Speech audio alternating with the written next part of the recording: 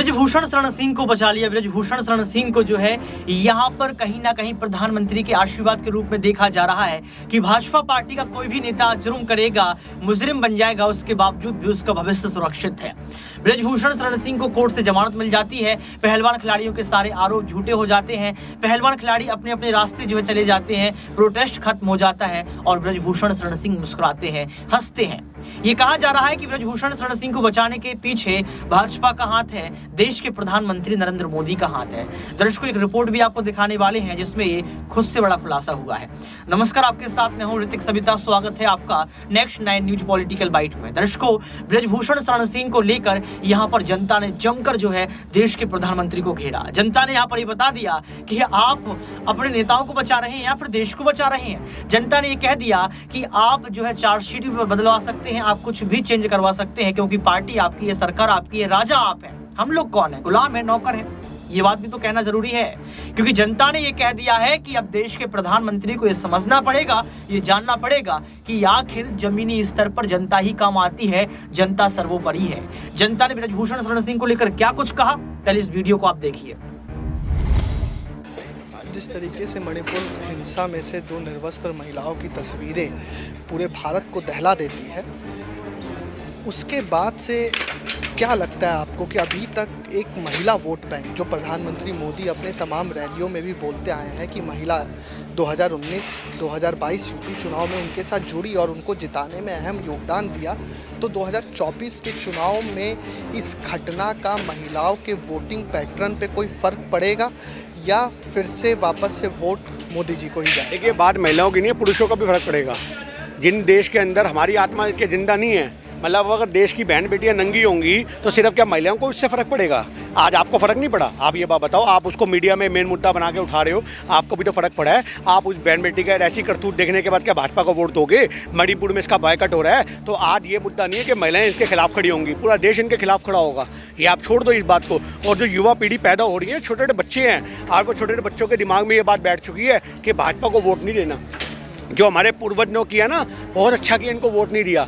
70 साल से सत्ता से बाहर थे, तभी देश में ऐसी घटनाएं नहीं हुई। अगर आप इनको 5 साल और मौका दे दोगे तो गली गली बहनों को नंगा करके घुमा देंगे। ये वो सरकार है। स्मृति ईरानी महिला बाल विकास मंत्री हैं, उनसे कल जब सवाल किया गया इस मुद्दे पर, तो उन्होंने पूरा मसला बंगाल के मालदा में जो आदिवासी महिलाओं के साथ घटना हुई और राजस्थान में जो मंत्री को बर्खास्त किया गया गहलोत मंत्रिमंडल से महिलाओं के ऊपर अत्याचार के ऊपर बोलने के कारण, उस पर लाके उन्होंने खड़ा कर दिया कि विपक्ष की खुद की गिरबान हमने बर्खास्त किया। हाँ। मेरे बताओ, हमने बर्खास्त किया, आपने खुद बोला ना, तो ये गहलोत सरकार की उपलब्धि है। अगर एक आदमी अगर हमारे संगठन का हिस्सा है, वो गलत करेगा तो सजा तो उसको भी मिलेगी। पर तुम तो अपने बंदों को नेता बनाते फिरते हो। तुम्हारे खिलाफ जो कुकर्म करने वाला आदमी ब्रजभूषण को ही देख लो, जिसके ऊपर इतने चार्ज लगे, उसके लिए तुम कार्रवाई नहीं कर सके। हमने तो तुरंत कार्रवाई करके उसको बंद करवा दिया। तो आज ये समझने का फ़र्क है कि कांग्रेस के अंदर अगर कोई बंदा गलत निकलेगा तो उस पर कार्रवाई होगी, पर तुम्हारे में गलत निकलेंगे तो उनको संसद मिलती है। ये सबसे बड़ा सवाल है। और महिला विकास मंत्री की आप बात कर रहे हो, बाल विकास मंत्री की बात कर रहे हो, भैया इसने आज तक किसी बहन बेटी के मुद्दे पे अगर आवाज़ निकाली हो तो मैं स्मृति ईरानी के नतमस्तक को कैसे प्रणाम करूंगा।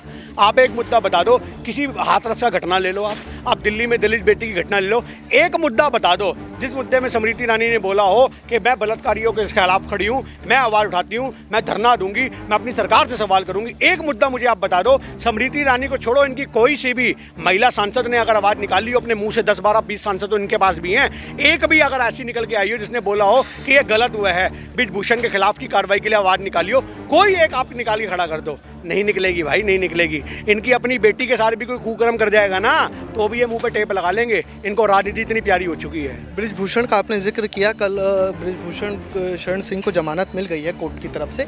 दिल्ली पुलिस ने चार्जशीट के बाद कोर्ट से ये कहा कि हम अदालत की विवेचना और विवेकशीलता पर छोड़ते हैं कि आपको ब्रजभूषण को सजा देनी है। जमानत कब मिलती है?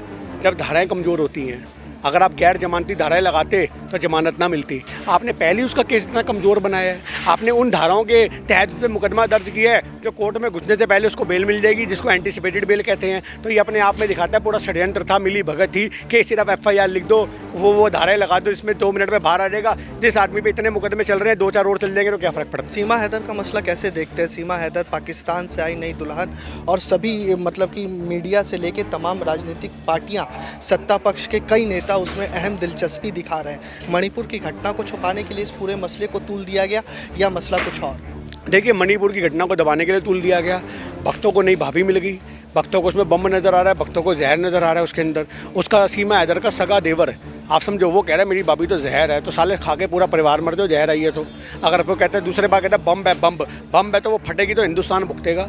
4 बच्चों की आपने बोला नई दुल्हन, 4 बच्चों की औरत नई दुल्हन नहीं होती, आप समझो। पुराने सौदे ला करके उसको नई दुल्हन का टैग मत दो। अगर एक बार को कोई कुंवारी औरत आई होती है तो हम फिर भी एक बार को मान लेते, क्या ये भारत की संस्कृति है? किसी और के घर का चिराग अपने घर में जलाओगे और अंधेरा उसके घर में करके अपने घर में ज्योति जलाओगे? ये तो शर्म से डूबने मरने की बात है। तुम हिंदूवादी बनते हो, तुम्हें भारत के अंदर 80% आबादी हिंदुओं के देश के अंदर, उसमें तेरे को हिंदू औरत कोई नहीं मिली, तेरे को मुसलमान नहीं मिली। और अगर फिर भी तेरे को मुसलमानी से इतनी प्यार है, इतनी है, तो भैया इस्लाम कबूल करके तू ही चला जाता पाकिस्तान। साला उसको काहे को उठा लाया, उसके 4 बालक काहे को उठा लाया, क्यों उसका घर बर्बाद किया? ये बहुत से सवाल हैं ये हमारे देश के अंदर। इनको देश में मुसलमान नहीं चाहिए, पर मुसलमानों की औरतें चाहिए। तो ये हमारे देश में बहुत बड़ा मुद्दा है। बहुत धन्यवाद आपका बातचीत करने के लिए।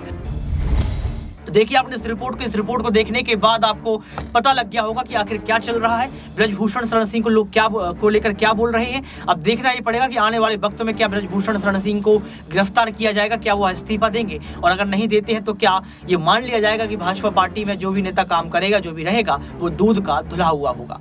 आज के लिए सिर्फ इतना ही। देखते रहिए नेक्स्ट 9 न्यूज पॉलिटिकल बाइट।